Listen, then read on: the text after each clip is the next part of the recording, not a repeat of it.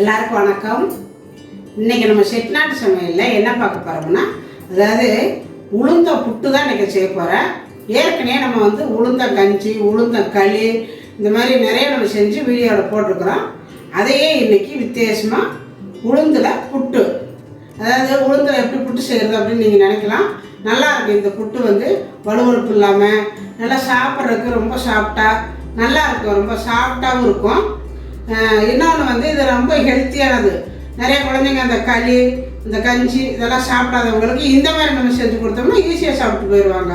அதாவது பிள்ளைங்க எதெல்லாம் ஹெல்த்தியானது சாப்பிடலையோ அதையெல்லாம் நம்ம எப்படியெல்லாம் செஞ்சு கொடுத்தா அந்த குழந்தைங்க சாப்பிடுவாங்க, அவங்களுக்கு நல்லா ஹெல்த்தியான புட்டு போய் சேரும் அப்படிங்கிற மாதிரி நம்ம செஞ்சு கொடுத்தோம்னா கண்டிப்பாக குழந்தைங்க எந்த புட்டாக இருந்தாலும் வேண்டாம்னு சொல்ல மாட்டாங்க. அந்த மாதிரி வகையில் தான் இன்றைக்கி உளுந்தில் புட்டு செய்ய போகிறேன். அதுக்கு முன்னாடி நம்ம சேனலை நீங்கள் இதுவரையிலே சப்ஸ்கிரைப் பண்ணாமல் இருந்தால் சப்ஸ்கிரைப் பண்ணி வச்சுக்கோங்க. இந்த பக்கத்தில் இருக்கிற ஆளுங்கிற பெல் அமைத்து வைங்க, அப்போ தான் நாங்கள் போடுற வீடியோ உடனே உங்களுக்கு கிடைக்கும். வாங்க இப்போ நம்ம உளுந்து புட்டு செய்யலாம். இப்போ உளுந்து புட்டு செய்கிறதுக்கு 1 கப்பு உளுந்து எடுத்துருக்கிறேன். இங்கே வடைச்சட்டி வச்சு அடுப்பத்தை வச்சு விட்ருக்கிறேன். சூடாகிட்டு இருக்குது. இதை நல்லா வறுத்துக்கணும். இப்போ வறுத்துக்கலாம்.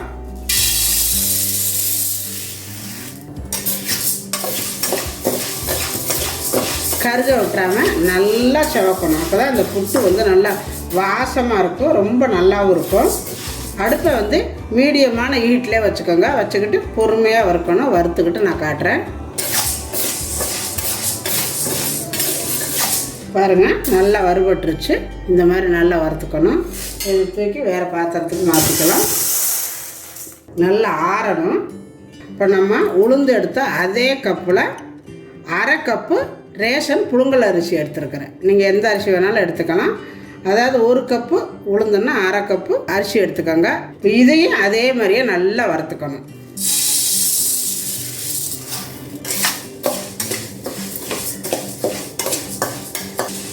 பாருங்கள், அரிசியுமே ஓரளவு நல்லா பொரிஞ்சிருச்சு.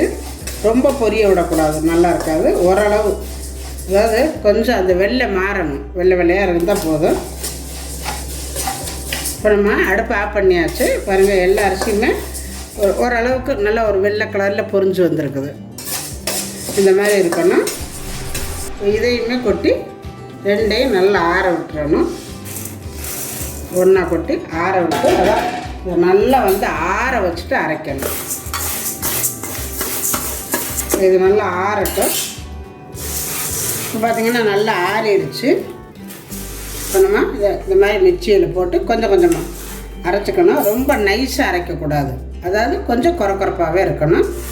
ரவை மாதிரி இருக்கணும். இந்த மாதிரி கொஞ்சம் கொஞ்சமாக போட்டு அரைச்சிக்கோங்க. இப்போ நான் அரைச்சிக்கிட்டு காட்டுறேன். இந்த மாதிரி நல்லா குறப்பாக இருக்குது. இதை சளிக்கெல்லாம் வேண்டாம். ஒரு தடவை அரைச்சாலே போதும். பாத்திரத்தில் போட்டுக்கலாம். இப்போ எல்லாமே அரைச்சாச்சு. இதில் கொஞ்சமாக சால்ட்டு, ரொம்ப போடக்கூடாது, கொஞ்சம் கம்மியாகவே போட்டுக்கோங்க. ஏன்னா நம்ம சர்க்கரை போடணும், அதனால் கொஞ்சம் கம்மியாகவே போட்டுக்கோங்க. போட்டுட்டு இந்த மாதிரி நல்லா அந்த சால்ட்டெல்லாம் ஒன்றா சேர்கிற மாதிரி கலக்கிக்கோங்க. இப்போ நல்லா கலக்கினதுக்கப்புறம் கொஞ்சம் கொஞ்சமாக தண்ணி ஊற்றி பிணைஞ்சிக்கணும். பச்சை தண்ணியே ஊற்றிக்கோங்க. சுடு தண்ணி தான் ஊற்றணுங்கிறதெல்லாம் இல்லை, எது வேணாலும் ஊற்றிக்கலாம். நான் பச்சை தண்ணி தான் ஊற்றுறேன். கொஞ்சம் கொஞ்சமாக அப்படி ஊற்றி கிளறிக்கணும்.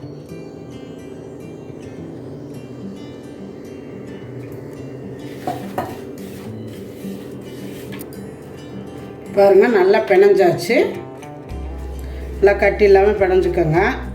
பிணைஞ்சிட்டு உங்களுக்கு பக்குவம் எப்படின்னு கேட்டிங்கன்னா, நல்லா அப்படி பிடிச்சிங்கன்னா பாருங்கள், மறுபடியும் இப்படி உதுத்து விட்டு நல்லா உதுந்துக்கணும். இதுதான் பக்குவம்.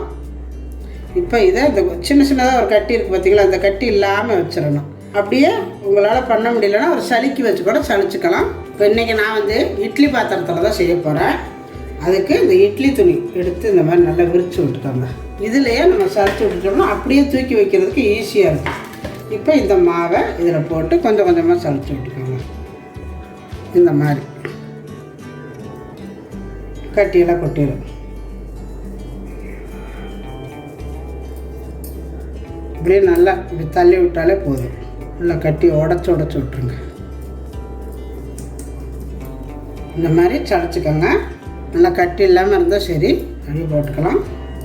இதில் உங்களுக்கு சலிக்க முடியலனாலும் சலிக்கு, உங்களுக்கு அதில் சலிக்க முடியலன்னா பாருங்கள், இந்த மாதிரி சலிக்கு நீங்கள் எதில் வேணாலும் சலிச்சுக்கலாம்.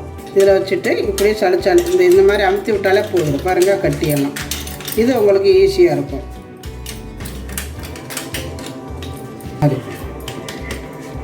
பாருங்கள் இந்த மாதிரி வந்துடும். இதே மாதிரியே எல்லாமே நான் சளிச்சுக்கிட்டு காட்டுறேன். இப்போ பாருங்கள் நம்ம எல்லாமே சளிச்சு எடுத்தாச்சு. இந்த மாதிரி இருக்குது பாருங்கள், நல்லா உதிரி உதிரியாக இருக்குது.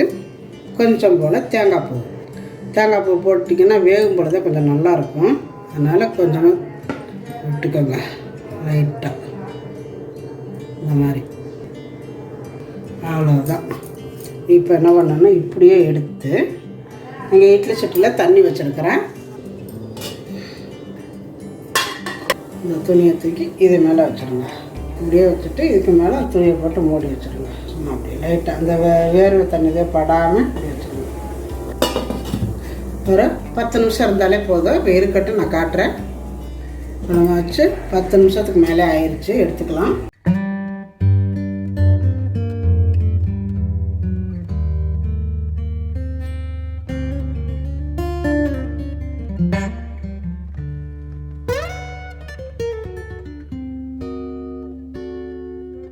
விளையாங்கிறது தெரியும். கையில் வச்சு அப்படி பார்த்தீங்கன்னாலே போதும். உருட்டுனீங்கன்னா நல்லா வருங்க. இந்த மாதிரி உருண்டு வருது. ரெண்டாவது நம்ம அப்படி கெட்டி பார்க்கையில அவங்களுக்கு தெரிய வெந்துருச்சா வேகலையாங்கிறது. நல்லா வெந்துருச்சு. அதை நம்ம எடுத்து வேறு பாத்திரத்துக்கு மாற்றிக்கலாம்.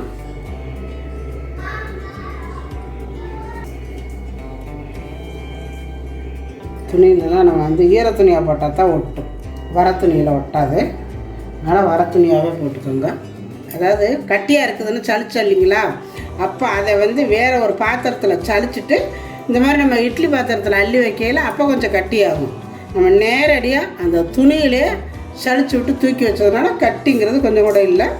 பாருங்க, இது நல்லா இருக்குது. இப்படி இருந்தால் தான் புட்டு நல்லாயிருக்கும். இப்போ இதில் திராட்சை, உணர்ந்த திராட்சை போடுறேன் நான். வறுக்கெல்லாம் வேண்டாம், அப்படியே போட்டுக்கோங்க. முந்திரி பருப்பு 1-2 உடச்சி கொஞ்சம் போட்டுக்கோங்க. அதை போட்டுட்டு கொஞ்சம் போல் நெய் லைட்டாக 1 ஸ்பூன் விட்டுக்கோங்க. நெய் வெண்ணெய் எது இருந்தாலும் விட்டுக்கலாம். நான் நெய் விடுறேன். அந்த சூட்லேயே போட்டு எல்லாத்தையும் நல்லா கலக்கிடுங்க. இப்படி அப்போ தான் ஃபுல்லாக எல்லாத்துலேயுமே சாரும். சூட்டோடவே போட்டுருங்க நெய்யை.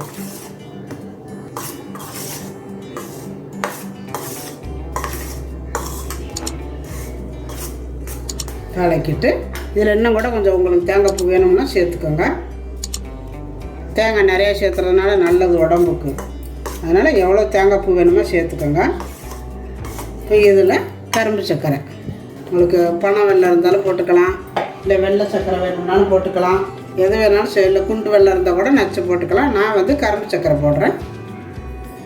ரொம்ப ரொம்ப ரொம்ப ஹெல்த்தியான ஒரு புட்டு இது. போட்டுட்டு நல்லா கலக்கி விட்ருங்க.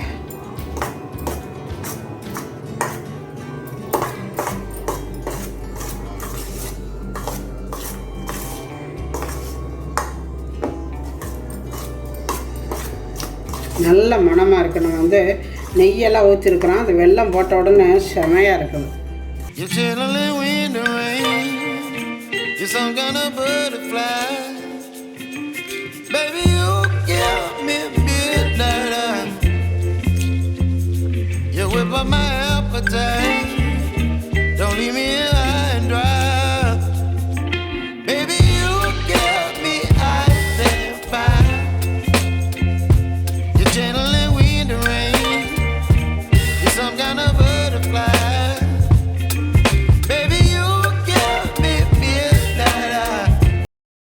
இப்போ பாருங்க, உளுந்து புட்டு, அதாவது உளுந்தில் புட்டு செஞ்சு ரொம்ப அருமையாக இருக்குது. நல்ல மணமாக டேஸ்ட்டாக அவ்வளோ ருசியாக இருக்குது. நான் இப்போ சாப்பிட்டு பார்த்தேன். இது வந்து உளுந்தில் செஞ்சதுன்னு யாருமே சொல்ல மாட்டாங்க. நீங்கள் கண்டிப்பாக ஒரு மாதிரி இது மாதிரி செஞ்சு பாருங்கள், உங்களுக்கே வித்தியாசம் தெரியும். உளுந்தில் செஞ்ச மாதிரியே தெரியல, ரொம்ப அருமையாக இருக்குதுங்க. வாயிலெல்லாம் பிசு பிசுப்பாக ஒட்டலை, நல்லா இருக்குது டேஸ்ட்டாக. நம்ம சாதாரண அரிசி மாவில் செஞ்ச மாதிரி நல்லா பொழுன்னு நல்லாவும் இருக்குது. இங்கே பாருங்கள், நான் எடுத்து உங்களுக்கு காட்டுறேன். எவ்வளோ பாருங்கள், எவ்வளோ உதிரி உதிரியாக வருது பாருங்கள். அதாவது உளுந்தில் செஞ்சால் பிசு பிசுன்னு ஒட்டும் அப்படின்னு நினைப்பீங்க. இங்கே பாருங்கள் எவ்வளோ அருமையாக இருக்குது, ரொம்ப அருமையாக வந்திருக்குது. ரொம்ப ஹெல்த்தியான புட்டும் கூட. இதே மாதிரி நீங்களும் உங்கள் வீட்டில் உங்கள் பிள்ளைகளுக்கு பெரியவங்களுக்கு எல்லாருக்கும் செஞ்சு கொடுங்க. ரொம்ப நல்லது உடம்புக்கு. செஞ்சு கொடுத்துட்டு எப்படி வந்துச்சு அப்படிங்கிறத எனக்கு கமெண்ட்டில் சொல்லுங்கள். இந்த வீடியோ பிடிச்சிருந்தா லைக் பண்ணுங்கள், ஷேர் பண்ணுங்கள், செட்டிநாடு சமையலுக்கு சப்ஸ்கிரைப் பண்ணுங்கள். நன்றி. வாழ்க வளமுடன்.